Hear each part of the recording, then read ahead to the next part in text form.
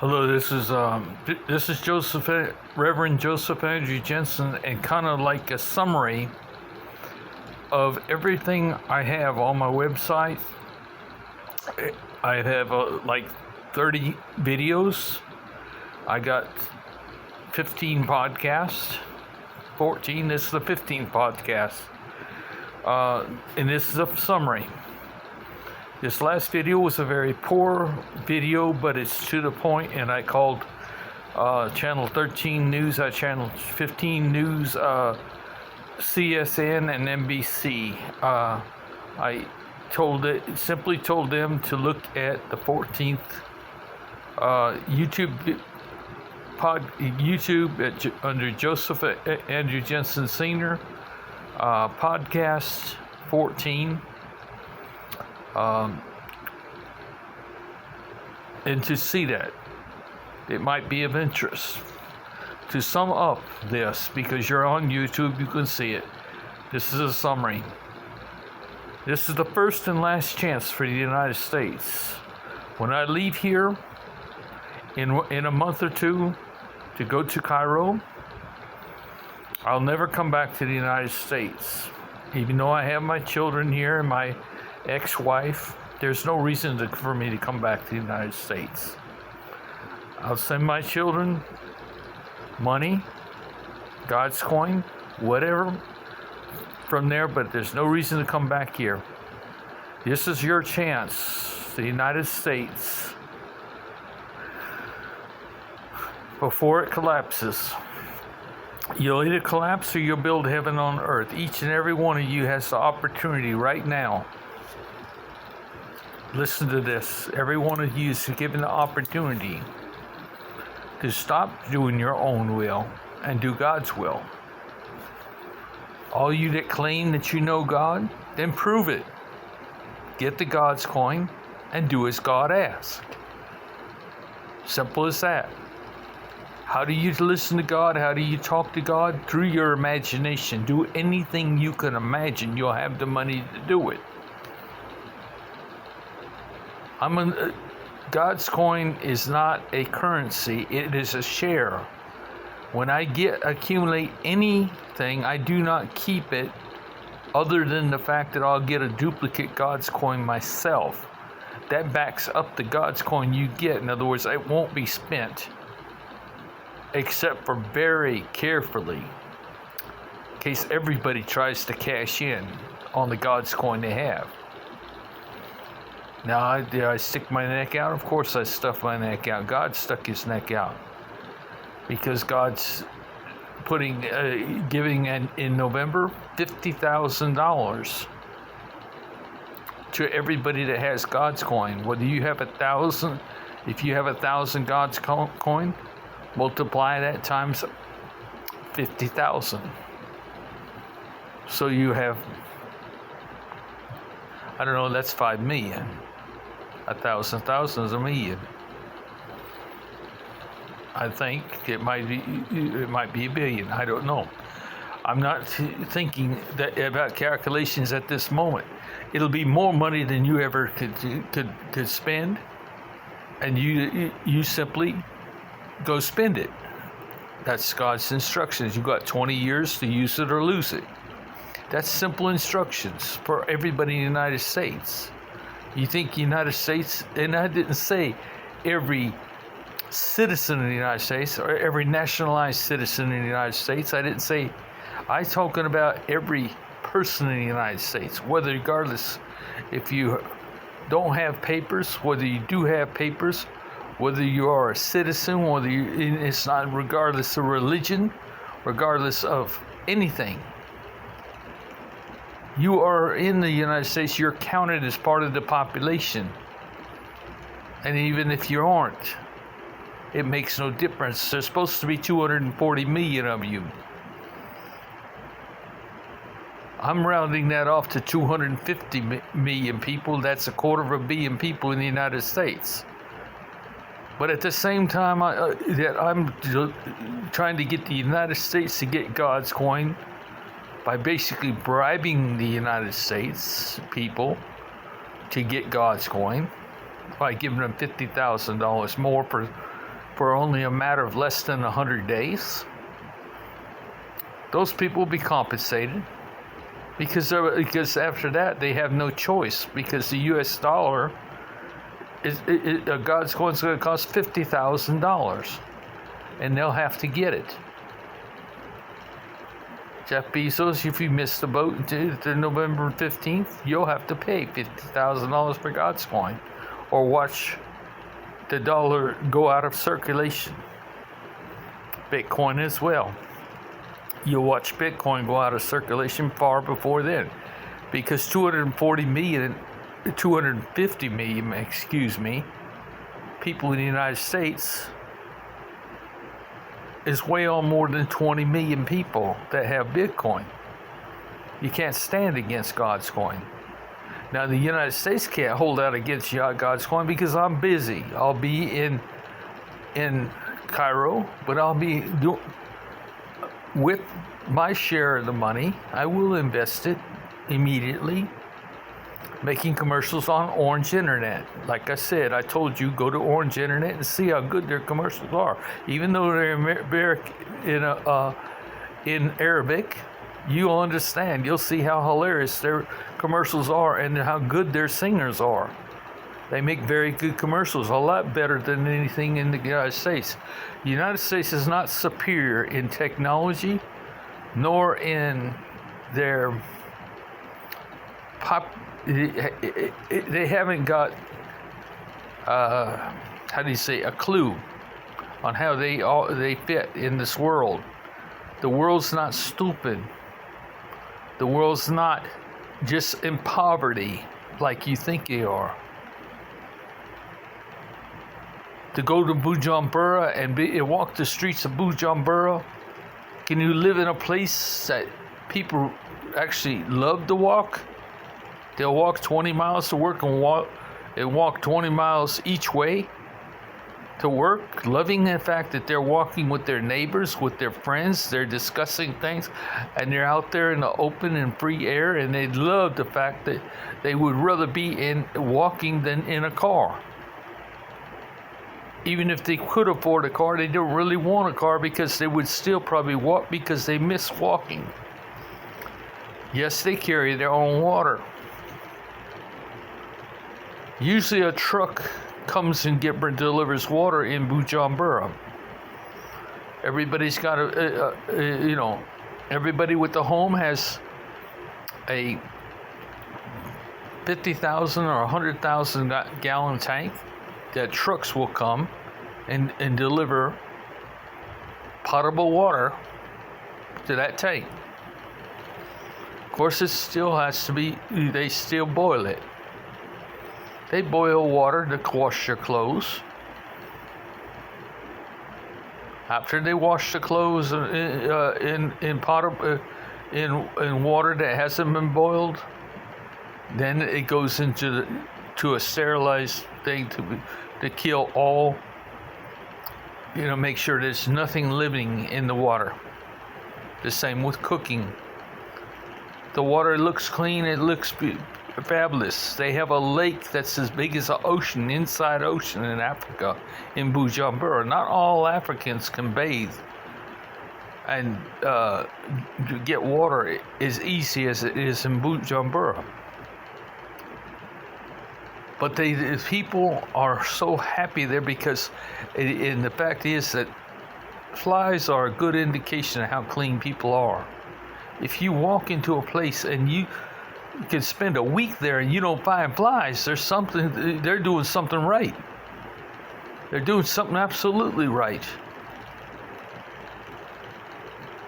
The thing, we don't know what's going on in other countries because we don't even care.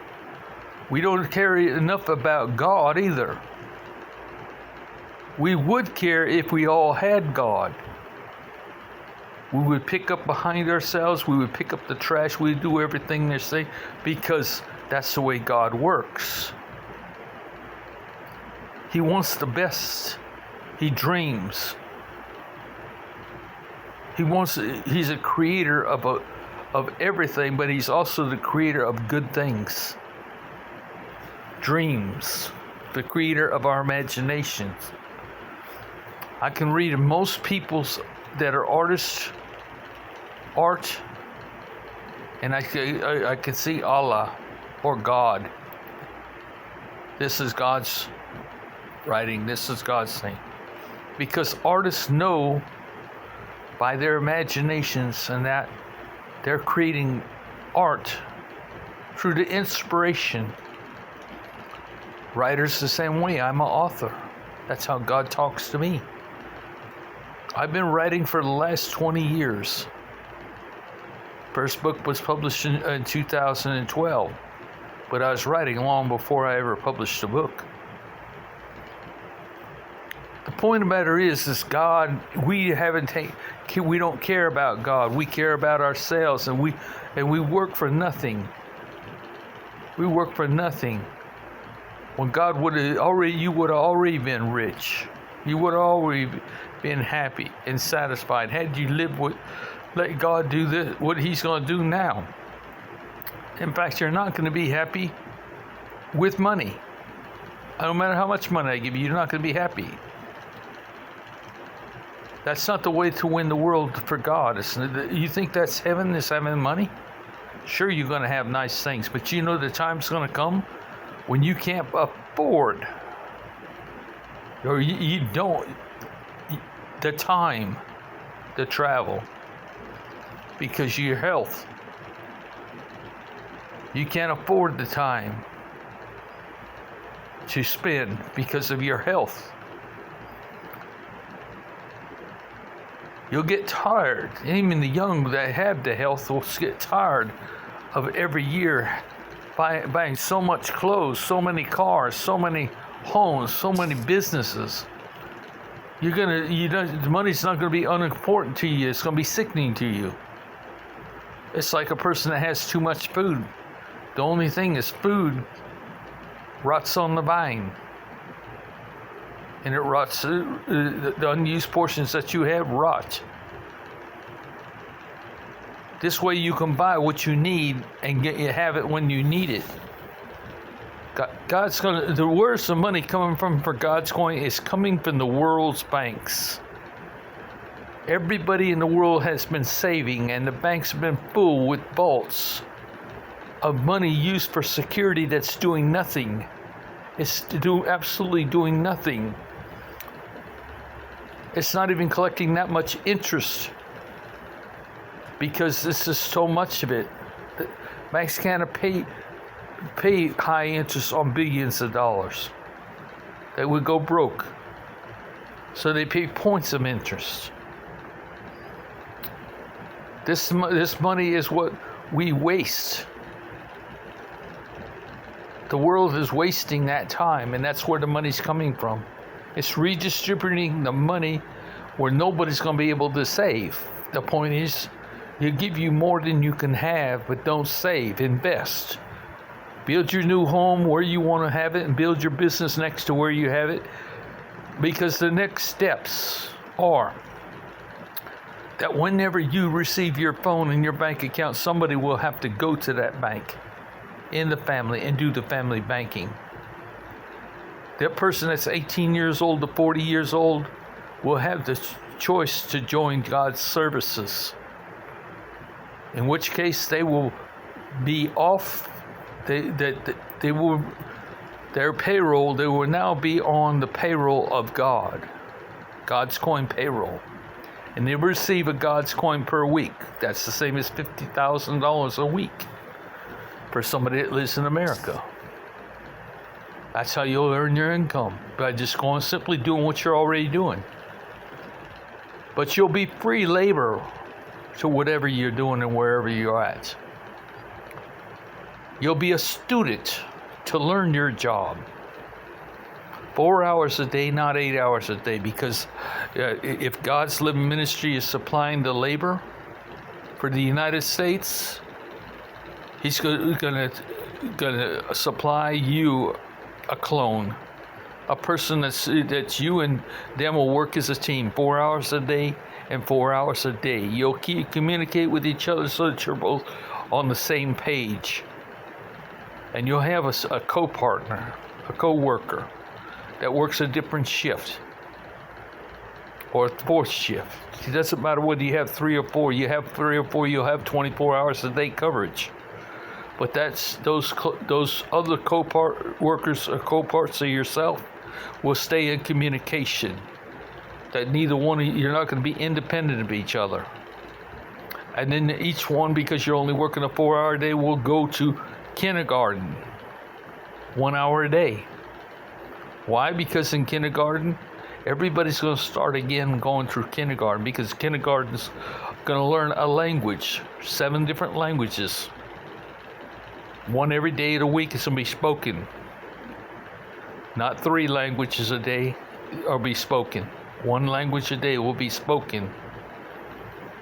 You know, ultimately, you'll start in kindergarten to learn whatever is new, and you'll relearn anything you had forgotten, or you might be learning something for the first time.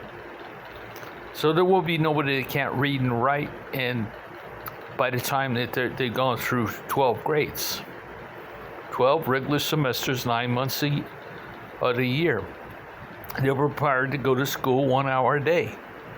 You'll be required to go to martial arts training 1 hour a day. You'll report to a gym, a studio, or something, and you'll learn martial arts. I was a martial artist. And what you'll learn is the same thing. So I learned, which will start in judo and jiu-jitsu and kempo, which is basically kung fu. It could be kung fu, it could be taekwondo, it could be any of them. The only difference between kempo and any other martial arts is you've got to have the willingness to dislocate and break bones rather than fight. The only rule in kempo is there's no second strike. There's going to be a first strike, either it's made by you or me, but there's not going to be a second strike. We end fights. Because as soon as you throw a punch or throw a kick, we're going to disable you. We're going to dislocate or break the leg that you're supporting yourself in while you're throwing the other step up. Or we're hitting you right in between. That's going to be a pretty disabling move. We're not there to kill people. We don't kill people in kempo. We just simply dislocate or dismember. Not dismember, we dislocate or break. We don't dismember, we don't use weapons. We're the ones that are charging weapons. We're the ones that are charging knives. Steven Seagal does that. He's learned he knows how to do that. The IP man does that.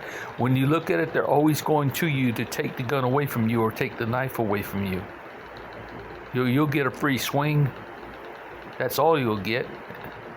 If you're able to get that swing. Because what's the difference? We know we're not going to be at your mercy because you have a knife or a gun. That's what Kempo's all about. It's the willingness to charge a person, the willingness to confuse a person, the willingness to strike back in that kind of manner. Our people will learn martial arts, and they'll also go to the family, the household, whoever's in that household. That's 18 years old to 40 will be going to some type of police academy or military-based training to learn to be paramedics, EMTs. 12 consecutive months they will spend going to this academy for a weekend. One day they're going to be learning to be an EMT. Well, not one day, but one course is going to be EMT. At the same time, they're going to be learning how to shoot weapons. The same weapons that the military and police use all the time. The same weapons, whether it's tear gas or whether it's AR-15 or AK-47. And they're going to spend 12 consecutive months learning how to be an EMT so they can aid the police and the National Guard and the military, or received the calls for emergency medical as an EMT, a rescue squad, the fire department, anybody. That's what my people. Those training how to shoot again, weapons, they're going to be aiming for the hands and feet. They're not going to be aiming for the head and chest. They're not there to kill you. They're there to save your life. To take that gun away from you and use their gun on your hands and feet to stop you. Only your hands and feet, not your legs, not your arms, not your chest, not your head, definitely not your head. Because everybody houses the unborn, the potential of the unborn within yourself, life. It houses God inside you. Your family's inside your DNA, living in your DNA. It's not an eye for an eye, a tooth for a tooth. No, never has been. You're killing thousands, even millions. Possible. What?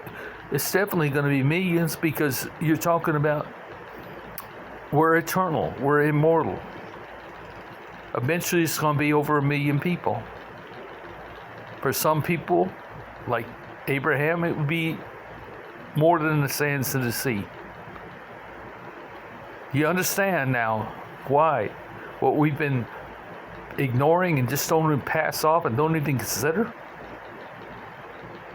Like I said, we're supposed to be caretakers of this world, but we went wild, and so did animals go wild. God can't do a thing with us because we hold him hostage. We hold our DNA hostage. We hold our unborn hostage. He can't harm a hair on our heads. He might have used to do that, but he can't do it no more. Because we said, go ahead. You can't do a thing about it. We hear. That's how mean everybody got. And whether you even was mean about it, you just turned your back and started believing God was in some kind of prefabricated fabricated heaven waiting on you. Of a different, with streets of gold, crystal rivers made of crystal. All these things. God was trying to tell us through the Lord, we can have anything we want, anything we can dream of on earth. Given the opportunity, we can have any of these things on earth. In my house are many mansions. God's kingdom is what's supposed to be on earth. This is God's kingdom. The kingdom of the living. Within the kingdom of the living is the kingdom of the dead, still living. That's heaven, DNA. The same as our unborn are living within us. They're living within us. Everybody needs to start asking questions, or it's better yet, people need to start answering questions. Where's God? Answer the question. Where's heaven? Answer the question. All these things that you can't answer. It's stupidity. I shouldn't be the only one that telling you this message. It's not rocket science, people. It's never been rocket science. It's just disrespectful. It's blasphemy. It is.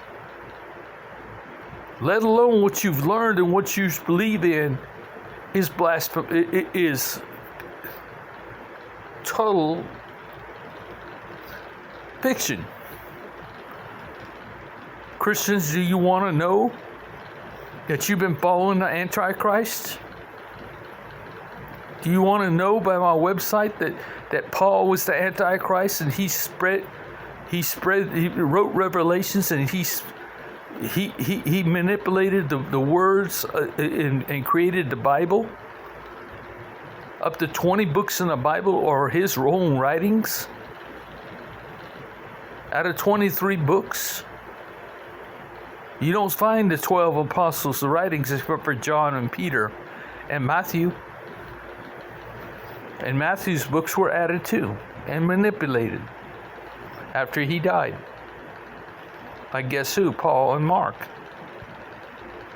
The proof is, you need to understand what happened in 64 AD when they crucified Peter upside down, and why. It's why, because they discovered the writings of Paul. And when he's gone, because Timothy that wrote in 2 Timothy 3:16, he said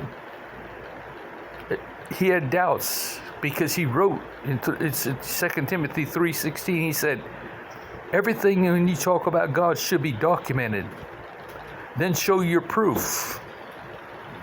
And after you show your proof, let's talk about it and then teach it. No, today they're taught it. Nobody wants to talk about it, and none of it's documented. You should understand that this world is going on theology. When what I'm telling you is not theology, it's fact. How else do you think you're breathing and thinking? Is it by electricity? Is it by gasoline? What do those things care whether you live or die or breathe or eat? They don't need to do these things. That's what the energy inside you, the E equals MC squared, has to do. It needs to eat, sleep, drink, think. Remember, love, care. That's what it's all about. All I'm trying to say is this is not rocket science, and and we have no choice. If you don't want God's coin, you think I'm wrong, then don't take the God's coin. Just see what happens. But God, this is what's going on. The first choice and last choice for America, because every country, starting with the poorest countries in the world, are certainly outnumbered in the United States. 1.4 in Africa alone will accept this. Within a month, Africa will have God's coin. Once it gets started there. Within another month, China will take it. Why would China take it? Because they'll see what happened in the United States, and they'll see what happened and they got more debt than anybody else, or more problems than anybody else, because they have to feed 1.4 billion people. They got to keep them working. They got to keep them happy, and they're to the extent of what they can do. They need help. They need God. And God's already there. I met too many people. I met even people that lived in Beijing and people that lived in Shanghai. I got friends there. In my travels, staying at the hostels and things while I was traveling. I met people and they all looked on my website. They're ready. They're waiting. They know I'm right. I've talked to the clerics. I've talked to the Sikhs and the leaders of the churches. Already, and they've been waiting. They knew this was going to happen. They knew that somebody was going to come to destroy this world, or whatever, or was coming back to create heaven on earth. They knew this already. They knew it. They've been looking for it. Interesting enough, I didn't know that, but until we got there and started talking to them. But then they were happy to talk to me. I would have thought the opposite. I would have thought they would have had my head by now. No, it was the opposite. They respect me as being God's messenger. Wayush Washir Allah. But I'm going to talk to the people in India too. I've talked to them too. I've talked to the people that live in Germany, in Belgium. I've talked to people that live all over this world. Okay, so anyway, the point is, I've talked to the people already, and a lot of people are ready for this. But it doesn't matter, even if the God's inside you, it does not want to reassociate with human beings. That's completely understandable why they wouldn't. At the same time, I would say by the terrors and everything that's been going on in this world, I blame God before God. As I say, why'd you let that happen? Why'd you do this? Why'd you do that? God told me I don't have any hands, I don't have any feet, I don't have any mouth. Please, quit blaming me. We're the ones that let this world get like it is by our free will. It's never supposed to be our free will. And God's not trying to command everybody to kneel down before Him either. It'd be nice if we did. It'd be a nice thing if we kept on worshiping God in our churches. But we actually know that the recognition of God is where it's at. What good is it if you don't recognize God within yourself? For a Muslim to pray 5 times a day, they can pray 1,000 times a day. It'd be meaningless. In fact, it'd be very disrespectful. What good is it